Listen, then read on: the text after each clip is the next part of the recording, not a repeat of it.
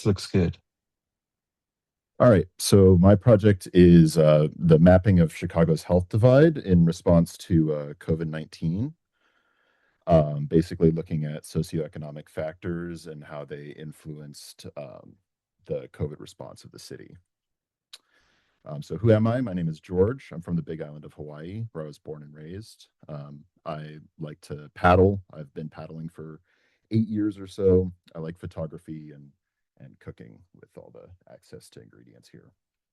Um, I've worked as a surveyor assistant for a few years, um, and I stopped that to get back into schooling. So I'm studying cell and molecular biology. I'm a third year student. I'm interested in virology and how data science can help mitigate and control outbreaks. The current lab I'm working at on a project that's managing zoonotic risk zones. So, like the likelihood of spillover events with things like mosquitoes and other wildlife. So why Skype? It was a good bridge to begin applying more data science to my project because before this it was just like a lot of field work and I didn't really have the experience with like making actual maps and graphics to represent my research. And then getting to know some of the systems available to me, whether it be Jetstream or just the Google Suite, which I didn't know I had access to, was definitely a big boon. And I'm not going to complain about the stipend either. I chose this project because I'm heading to grad school in Chicago, and I wanted to basically know what neighborhoods are the best value. Because being a college student, I'm quite broke. So I think a city's COVID response says a lot about its institutions and basically what the quality of healthcare is in an area when it's under an extremely high stress load, such as a global pandemic. And then the personal stake in finding where I could possibly move definitely helped me apply the data that I found. So the problem is how do income and healthcare access track with COVID outcomes across Chicago's neighborhoods? So we looked at the COVID by zip and the socioeconomics and the health insurance. And the problem was that the COVID case rate and death rate came in zip codes, and the socioeconomic factors came in community areas. And so there's 60 zip codes in the city of Chicago, and there's 77 community areas. So I had to crosswalk the data in order to make sure that the communities weren't double counted, essentially, if they were overlapping with some of the zip codes or vice versa. And thankfully, the health insurance, the census uses the community areas as well, which was convenient. So basically, what I did was in a Jupyter notebook, I cleaned up the several giant spreadsheets that I got that I pulled from the census data and the Chicago public records. And then I crosswalked the zip codes in the areas, and then I did some statistical analysis on it to get the Pearson's R coefficient and just find some correlation between various factors, namely like the rates of being insured, the proxy to healthcare, and the hardship index versus basically how healthy people were on average. And then I chose this stack because, yeah, I just needed to draw the maps, and the stats models were just done with NumPy, which were, yeah, just basic statistical analysis. So what I ended up with was this map, which basically the darkest green neighborhoods are the highest value.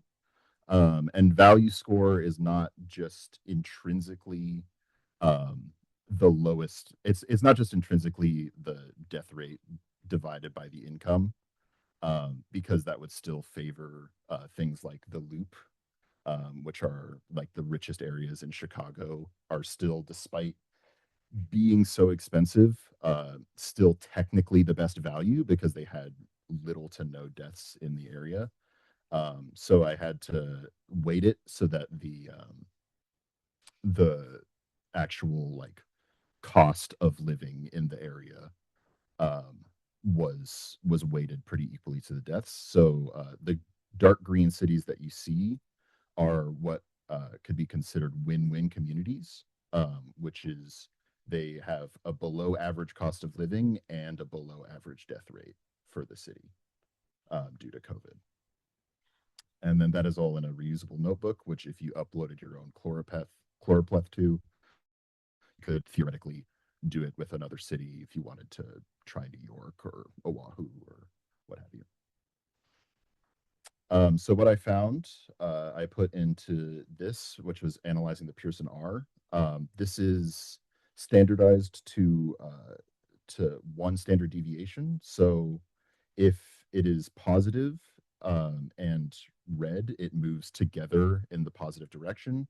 So if you were to look at, and if it's blue and negative, it moves oppositely in the negative direction. So for example, like the per capita income and the hardship index strongly move oppositely in the negative direction. Um, but interestingly, the COVID case rate went up for those who are employed, probably because of being exposed to more people in your daily life.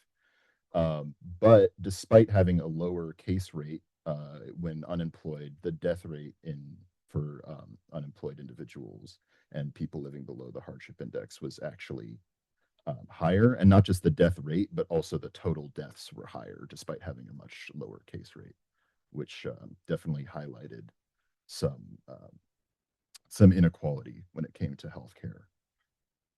Um, so what I learned was that API keys are truly a nightmare to work with. And especially the census one was super finicky. And I spent way too long trying to import it into my Jupyter notebook. Um, and I got to reinforce some Jupyter notebook concepts, how to make more clean graphics and make things more legible. And I also learned a lot about like chloropleth mapping and what public resources were available to me.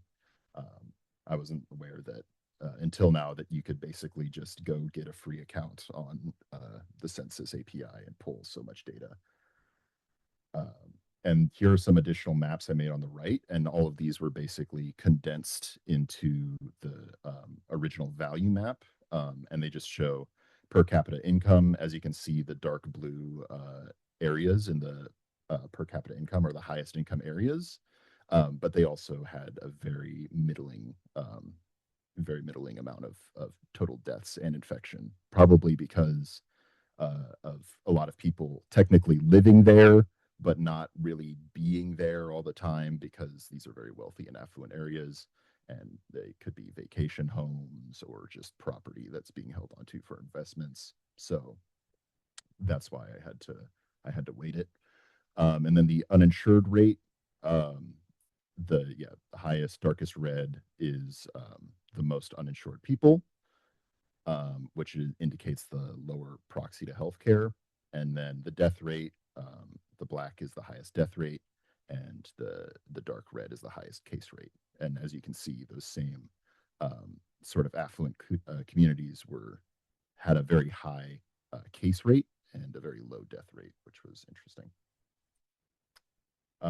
So where I'm going is I'm going to grad school in bioinformatics in Chicago, and I'm hoping to carry these refined data skills into research. I'd like to say thank you to Dr. Stokes and my mentors, Gerardo and Abhishek. Any questions? Very nice. Oh, sorry. Do we have any questions? Did you pick your area to go live in? Yeah, I think I'm going to go to close to Logan Square. I think that's the best balance, mostly the cheapest. Yeah. I suppose you can't tell occupancy in the high value areas people have a lot more mobile when they have a lot of money. But yeah, it goes back to them. Okay. Any questions? Otherwise, we'll have